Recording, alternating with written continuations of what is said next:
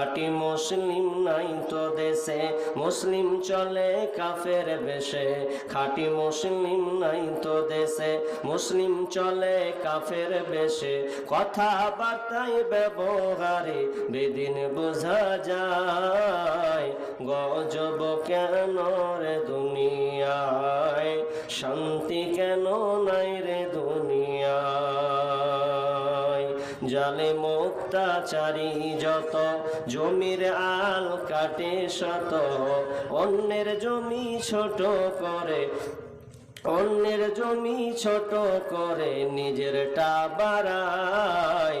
গজব কেন রে দুনিয়ায়, শান্তি কেন নাই রে দুনিয়ায়। অফিসগুলি ঘুষে গরম, অফিসারদের নাই কো শরম।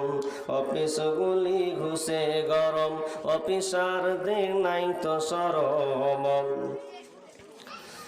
ঘুষের হাত বাড়িয়ে আবার পকেটে ভরে নাই। গজব কেন রে দুনিয়ায়, শান্তি কেন নাই রে দুনিয়ায়। মাথায় কাপড় দেয় না নারী, বুকে পিঠে দেয় না শাড়ি। মাথায় কাপড় দেয় না নারী, বুকে পিঠে দেয় না শাড়ি। বেহায়া বেশরম নারী চলে বেপরদায়। গজব কেন রে দুনিয়ায়, শান্তি কেন নাই রে দুনিয়ায়। নিউ মার্কেটে আর গাউসিয়াতে যাচ্ছে নারী সতে সতে। নারীর জ্বালাই পুরুষের চলা বড় দায়। গজব কেন রে দুনিয়ায়, শান্তি কেন নাই রে দুনিয়ায়। চেয়ারম্যানিয়ার মেম্বরি তা কতক নারী, চেয়ারম্যানিয়ার মেম্বরি তাও নিল কতক নারী। লজ্জা শরম উঠে গেছে দেশের সর্ব জায়গায়। গজব কেন রে দুনিয়ায়, শান্তি কেন নাই রে দুনিয়ায়। হে ভাবুক ভেবে দেখো বসে নিরালায়। গজব কেন রে দুনিয়ায়, শান্তি কেন নাই রে দুনিয়ায়। তো বয়কট করতে হবে, ছেলে মেয়েদেরকে এগুলো থেকে দূরে রাখতে হবে। আমি বলছিলাম যে 2 নাম্বার, আপনি পাপীকে আপনি ঠেকান, বলুন তাকে সতর্ক করার জন্য, তখন আপনি গীবত করতে পারবেন। নাম্বার 3 নম্বর গীবত করা যায় কিভাবে? গীবত করা যায় যদি আপনি ফতুয়া নিতে গিয়ে যদি আপনি কারো ব্যাপারে নাম উল্লেখ করেন, বা মাসলা মাসাইল জানার ক্ষেত্রে যদি আপনি কারো নামকে ওপেন করে দেন, তাহলে ওখানে আপনি করতে পারেন, এটা গীবত হবে না। যেমন হিন্দা আবু সুফিয়ানের স্ত্রী বিশ্বনবীর কাছে এসে বলছেন, ইয়া রাসূলুল্লাহ, আমি আপনার কাছে শিকায়াত নিয়ে এসেছি, একটা জিনিস জানতে চেয়েছি। কি জানতেছে বলো? বলছে, আমার স্বামী আবু সুফিয়ান, আমরা সংসার করছি, আমার স্বামী এত কৃপণ, এত কঞ্জুস, এত মাখুশি করছে যে আমাদেরকে ভরণ-পোষণ ঠিক মতন দেয় না, আমাদের অসুবিধা হচ্ছে। তখন বিশ্বনবী বললেন হিন্দারে, এক কাজ করো, তুমি যখন শিকায়াত নিয়েছো স্বামীর ব্যাপারে, তবে শুনে নাও, তুমি তোমার স্বামীর উপার্জিত সম্পদ থেকে, টাকা থেকে কিছু কিছু টাকাকে তুমি নিয়ে নেবে, কিছু কিছু টাকাকে টানবে। কেমন টাকা? তোমার স্বামীর কাছে 500,000 টাকা আছে, সেখান থেকে 20 টাকা 50 টাকা যদি টেনে নাও, তাহলে সে টের পাবে না, বুঝতে পারবে না, কোনো ঝামেলাও হবে না। তো হিন্দাকে আল্লাহ শিখিয়ে দিলেন, হিন্দা তুমি এক কাজ করবে, তোমার স্বামীর সম্পদ থেকে কিছু মালগুলোকে টানার চেষ্টা করবে, যাতে ওই টাকাতে তোমার খাবার হয়ে যায়, ওই টাকাতে তোমার যেন চুরি হয়, ওই টাকাতে যেমন তোমার একটা শূন্য হয়, আর কিছু হয়, ছোটখাটো জিনিসগুলো হয়, তাহলে এগুলো তোমার দিয়ে তোমার সংসার চলে যাবে। ফতুয়ার ক্ষেত্রে যদি আপনার কোনো মানুষের ব্যাপারে বলা লাগে, তাহলে আপনি বলতে পারবেন, কোনো গুনাহ হবে না, এতে আপনার গীবত করার কোনো সমস্যা নেই। আমি চটচট করে বলছি, বেশিক্ষণ বুঝাবো না। কয়টা হলো জি ভাই? 3টা হয়ে গেছে না? নাম্বার 4 নম্বর গীবত করা যাবে ফাসিক ব্যক্তির প্রকাশ্য পাপ বর্ণনা করা যাবে। কোন ফাসিক ব্যক্তি?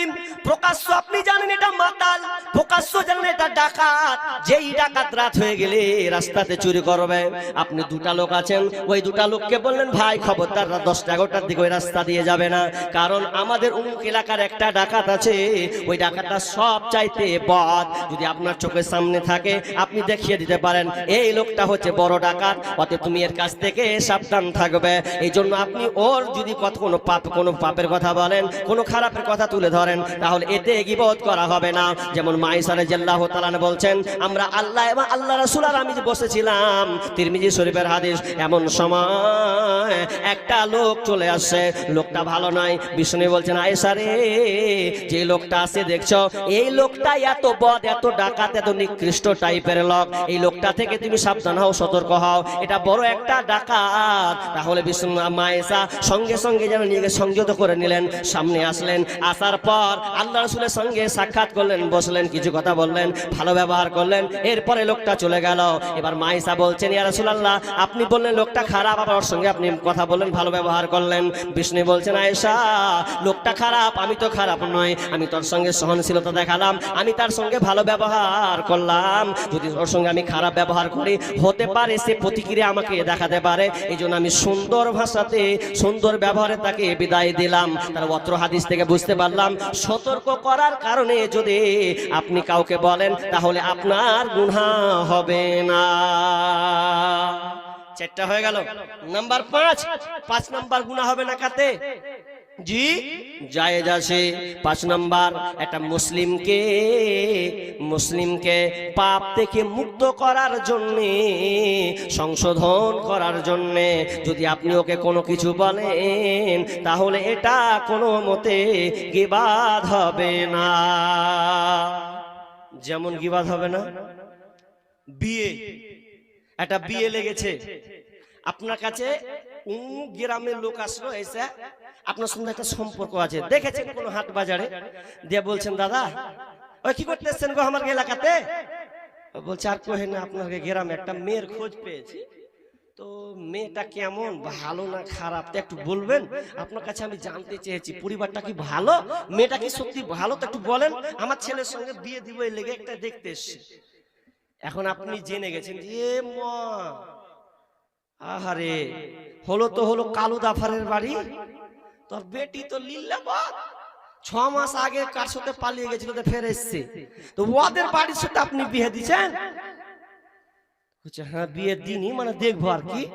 তখন আপনি ফট করে বলে দিলেন, খবরদার, যাইন না ওই বাড়ি, আপনি যাইন না, বিবাহ দিয়েন না, কারণ ওই মেয়েটা ভালো নয়, দুশ্চরিত্রার মহিলা, এটা আপনি বলতে পাবেন, কারণ এটা ভালোর জন্য, তার পরিবার যেন ধ্বংস না হয়, এই লক্ষ্যে উদ্দেশ্যে একটা পাত্র ভালো পাত্রী পাওয়ার যোগ্য রাখে, সেই হিসাবে যদি আপনি বলে দেন, তাহলে এটা কোনো মতে গীবাত হবে না।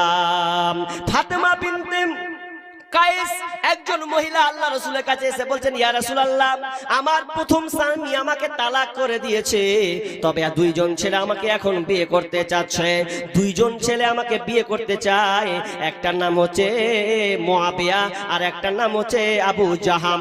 মুআবিয়া আর আবু জাহাম এরা দুজনে আমাকে বিয়ের প্রস্তাব দিয়েছে, ইয়া রাসূলুল্লাহ, আমি কাকে বিয়ে করব আমি খুঁজে পাচ্ছি না, আপনি আমাকে বলেন কোনটা ছেলেটা ভালো, কোন ছেলেটা আমার জন্য ভালো হবে।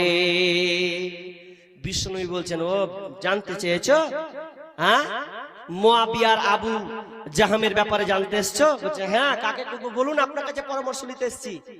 তো বিষ্ণু বলছেন, ফাতেমা বিনতে কায়েসকে বলছেন, ফাতেমা, তুমি যে দুটা ছেলের প্রস্তাব নিয়ে এসেছো, কি বলি দুঃখের কথা, তুমি মুআবিয়ার কথা বলেছো, তো মুআবিয়া তো একবারে কঞ্জুস, একবারে দরিদ্র গরিব, খাওয়াতে পারবে না, তার তো কোনো ঠিকঠাক নেই, তুমি যদি ওকে বিয়ে করো, তাহলে তোমার অবস্থাই হবে, তোমাকে একদিন খেতে পাবে তো 2 দিন না খেয়ে থাকতে হবে, এক বেলা খাবে তো 3 বেলা তোমাকে অনাহারে থাকতে হবে, আর যদি তুমি আবু জাহামকে বিয়ে করো।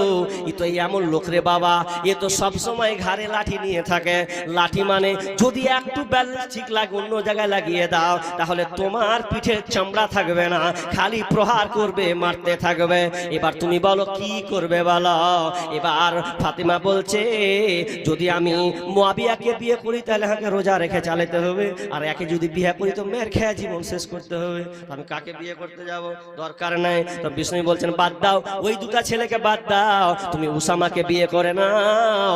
মুসলিম শরীফের হাদিস, উসামাকে বিয়ে করে নাও তাহলে তুমি শান্তিতে থাকবে।